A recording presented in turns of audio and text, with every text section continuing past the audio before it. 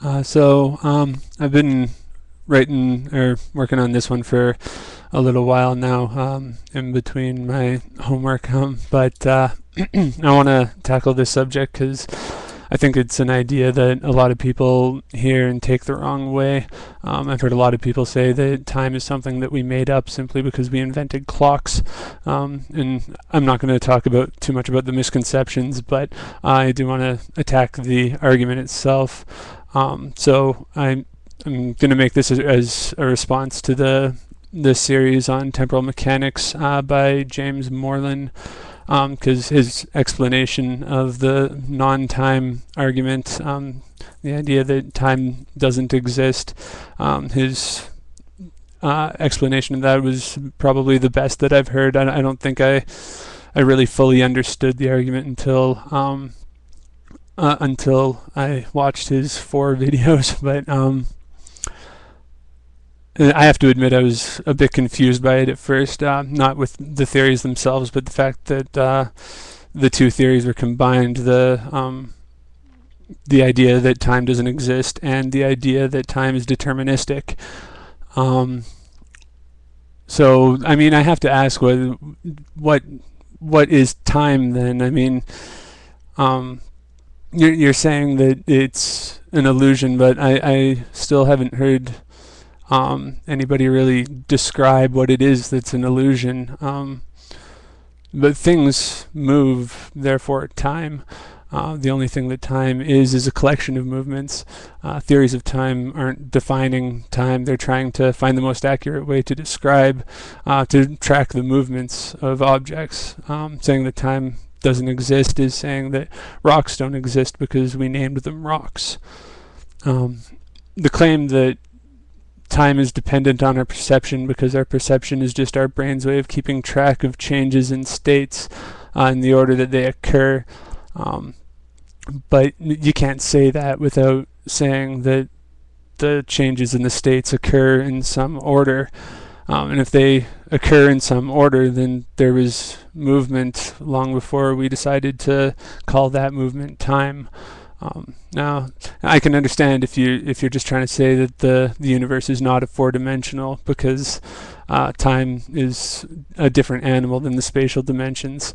But in order to track something, you do have to have both spatial and temporal coordinates, or whatever the equivalent of temporal coordinates is in the non-time theory, the state changing. But otherwise, it's if you don't have both the spatial and the temporal or state coordinates, I guess, it's possible for something to be both true and false, which I think is one of those paradox thingies that James Moreland was talking about. Like the sentence, "I'm wearing a hat," is true, and the sentence, "I'm not wearing a hat," is true.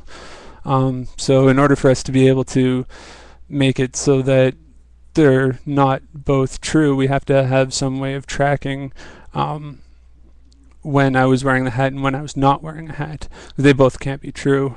So I guess the idea is that you say that it was the result of a change in the state of my hat wearing, which means that you assign the truth statements to the states themselves, and say that because the state changed, then so too did the truth value. But what I see there is exactly the same thing as assigning a temporal coordinate, except that you got to try real hard not to use time words. And if the only difference between a theory of time and a theory of non-time is the type of words that you get to use, then you're not really saying that time doesn't exist. You're saying the exact same thing as someone who says that everything exists at all times. So yeah, you're not saying that time doesn't exist. You're saying that you don't care for the terminology and you prefer your own language. My problem with non-time terminology is that trying to refer to an object by the state that it falls into. My problem with the non-time terminology is that trying to refer to an object by the state that it's in falls into the exact same hole that non-time theory is supposed to dig us out of. As you say that the reason that we can't think of time to exist is because there's no smallest part that it can be broken down into, which is to say that there's no way to separate the past, present, and the future, because there's no moment that that one becomes the other. It's a smooth passage, it's a smooth transition, and there's the present is really arbitrary, and it's just the way that we're experiencing it, because it's one long thing. There's no point that we're at on it. So you try to solve the problem by saying that the passage does not actually exist, and it's an illusion, and our lives, and for that matter the lifespan of the entire universe, is one single static object. And that does solve the problem, but you immediately lose the ability to refer to any object within the universe, because the matter that makes up any given object is the same matter that makes up a potentially infinite amount of other objects. Referring to the things by state is doing the exact same thing as trying to refer to things in moments. You're trying to pick out a point in time that, a point, you're trying to pick out a specific state that something is in and apply properties to that state, but in the same way that there's no real transition between past, present, and future, there's no real point where any given state really changes, especially in a deterministic point of view. And so you end up saying the exact same thing in other words. So we have to say that the objects change over time in order to organize things. Without some way of tracking an object from one state to another, we end up with one giant paradox.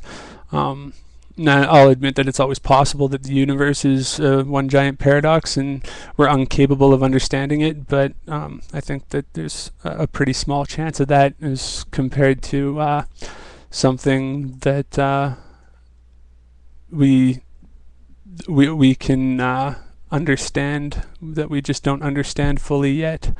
I'm sure none of our perceptions of the physical universe are fully correct either.